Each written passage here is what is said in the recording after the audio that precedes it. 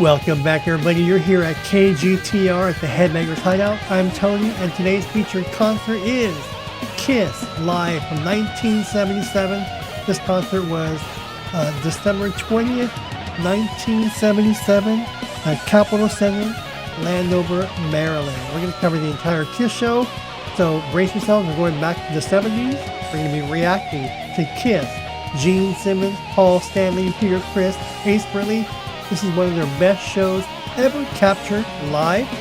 We're going to take you back to that era, relive that era, the sights, the sounds, the makeup, the hair, the clothing, the costumes, the outfits, the groups.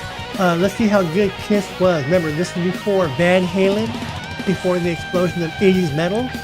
This was hard rock at its finest. We had Led Zeppelin, Aerosmith, Kiss, Blue Oyster Cult. But Kiss led the way in the 70s. So let's check out Kiss live, 1977 at Landover, Maryland. All right, so let's check out Kiss. It was my favorite band was the Beatles. I played guitar because of Ace Frehley. Kiss. All right, now here's Peter Criss's drum solo. Oh, look at this. See, people pay for this show. And I think the drum's gonna rise too. I think. Let's check out how good Peter Criss was. Alex Van Halen, who? Neil Peart, who? Let's check out Peter Criss.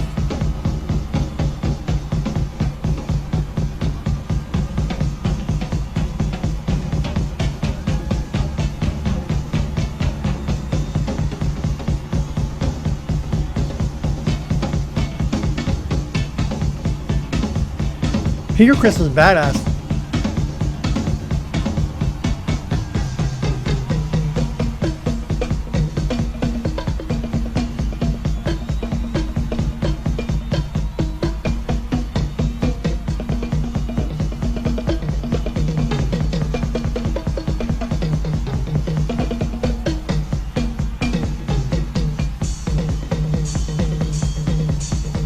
Now this drum solo is entirely different than the drum solo on Kiss Alive.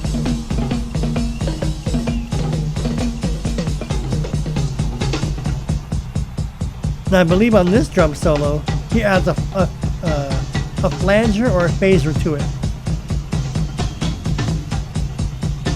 Alright, I think this is where Peter Criss is going to go off.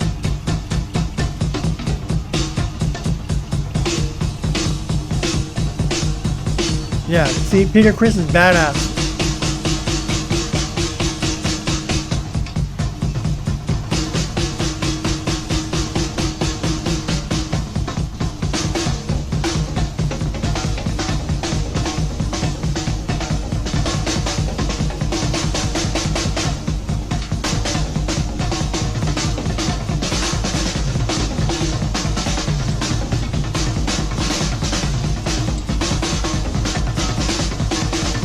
That is good, dude. For 1977, that's badass.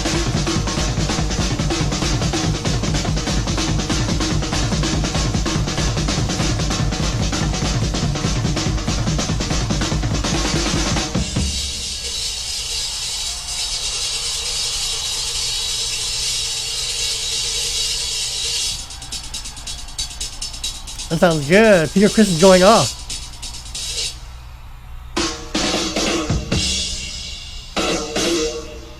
Yeah, you hear the flanger or the phaser?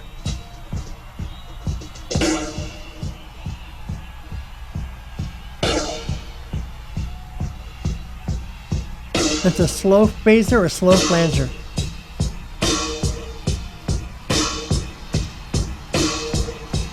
And this is where it makes them sound fast. Listen.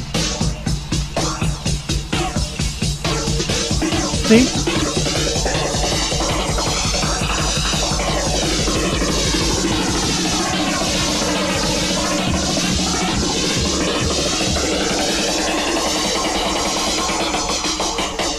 It's like a slow whoosh. So it's a phaser or flanger.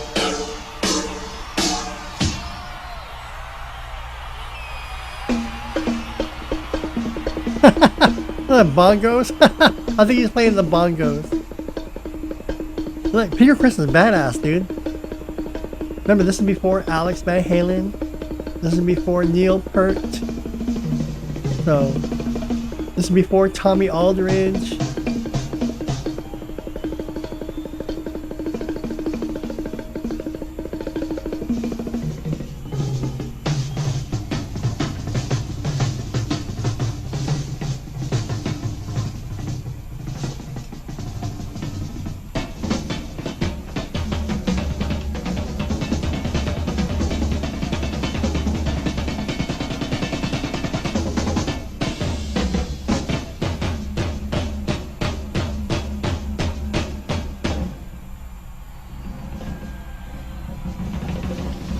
Look at that. Now remember on the Kiss Alive 2 album, the insert where you saw those effects shoot out? Well, for the album, obviously they had every effect go off for that photo, but that's where those came in.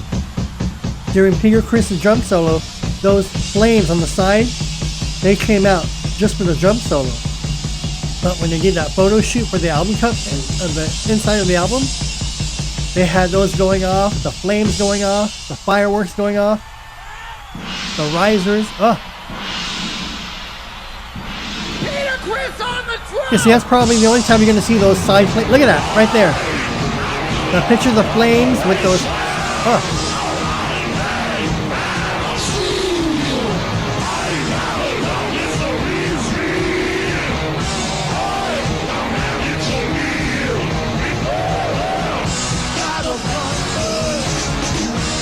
Now they had a octave divider on his microphone.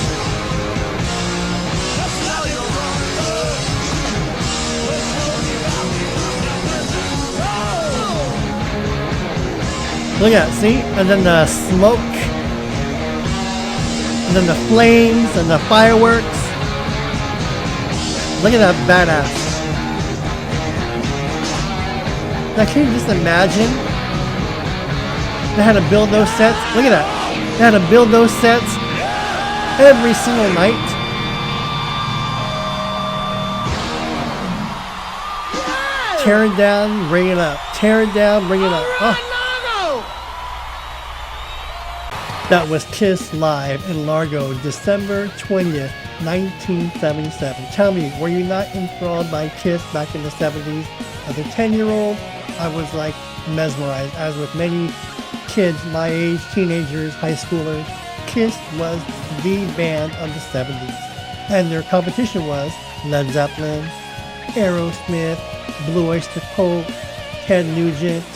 Those are the bands, yes, those are the bands that were out back in the 70s, all competing for top billing, but Kiss was blowing everybody away in 1977. What do you think about the vocals of Paul Stanley, top of his game, Gene Simmons, the showmanship, Ace Frehley with his little facial features, expressions, playing guitar solos, Peter Criss hamming it up for the cameras with that blistering drum solo. I can go on and on, but in 1975, 76, 77, Kiss was the greatest band of all time. They were. Ask anybody. In the mid-70s, Kiss was it. Now mind you, 1978, Kiss ventured off into their 4 solo albums, which some would say all 4 were duds. But then Van Halen came out in 78 and blew doors on everybody. But that's another topic for another episode when Van Halen emerged in 1978. But we're focusing on Kiss. What was your reaction? Were you there? Did any of you see any live Kiss concerts in the mid-70s? As a 10-year-old, I couldn't go. And the closest thing I got to was, I think, in 1979 or 1978, Kiss was on HBO. There was an HBO special, Kiss Live in Japan.